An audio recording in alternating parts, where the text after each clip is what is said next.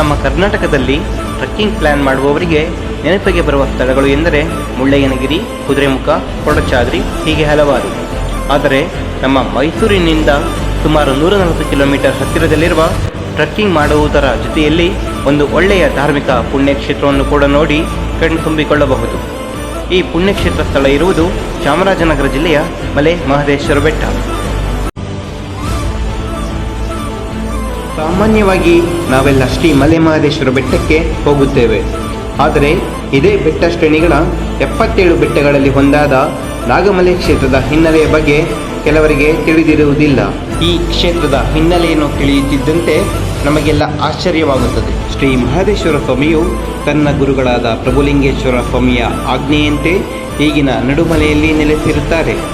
ಆದರೆ ಮಹದೇಶ್ವರ ಸ್ವಾಮಿಯು ಬ್ರಹ್ಮಚಾರಿಯಾದ್ದರಿಂದ ಹೆಂಗಸರು ತನ್ನ ಕ್ಷೇತ್ರಕ್ಕೆ ಬರುವುದನ್ನು ನೋಡಿ ಮುಜುಗರಗೊಂಡು ನಾಗುಮಲೆಗೆ ಹೋಗಿ ನೆಲೆಸುತ್ತಾರೆ ಎಂದು ಪುರಾಣಗಳಲ್ಲಿ ಪ್ರಸಿದ್ಧಿಯಾಗಿದೆ.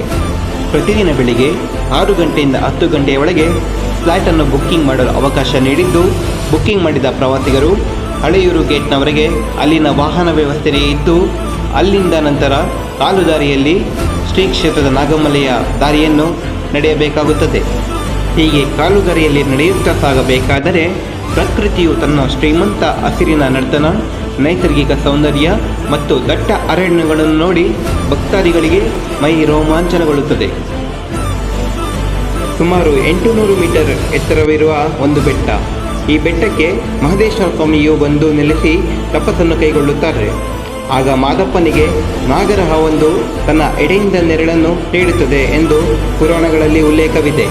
ಈ ರೀತಿಯ ವಿಗ್ರಹವು ಇಂದಿಗೂ ನಾಗಮಲೆಯಲ್ಲಿ ಕಲ್ಲಿನ ರೂಪದಲ್ಲಿ ಇರುವುದೇ ಎಲ್ಲರಿಗೂ ಆಶ್ಚರ್ಯಕ್ಕೆ ಕಾರಣವಾಗಿದೆ.